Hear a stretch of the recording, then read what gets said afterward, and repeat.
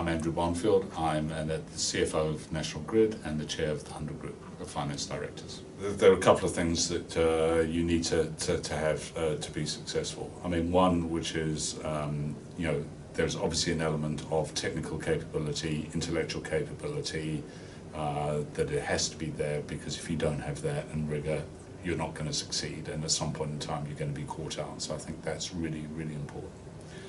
The second thing I would say to people is always make sure you keep as grounded as possible. I think most of the FTSE 100 FTEs who I've seen as successful are very grounded individuals. Part of that is probably because we're all finance people, so we tend to be dealing with dull, boring, but we do tend to be dealing with numbers, so that does tend to make us a little bit more grounded. But I'm very fortunate. I was at the time one of the youngest FTSE 100 FTEs when I became an FTE in 1999, so I was 36 years old. Within a year of actually becoming FD at Smith Kline Beecham, I actually merged my way out of a job.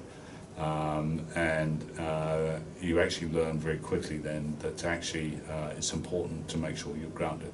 You are not defined by the job. You have to be able to do the job and move on.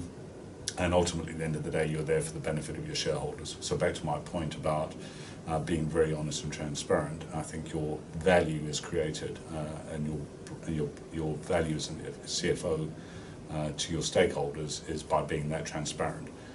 If you become very distant and hubris is the definite enemy that can happen out there, and so making sure that you're always able to relate back as best as you can, which is very difficult because you are in a large-scale corporate environment, but trying as best as you can to keep yourself grounded. I do tell people the story.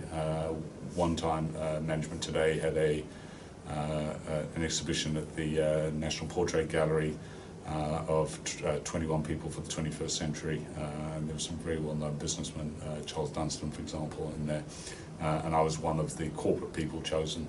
I remember we were driving up near Trafalgar Square, and I said to my kids, well, why don't we go and see my picture in the National Portrait Gallery? And my kids replied, well, Dad, we see you often enough at home. We don't need to see your picture. Thank you very much. That's the sort of thing that I think having family that sort of bring you back to reality is always a good thing.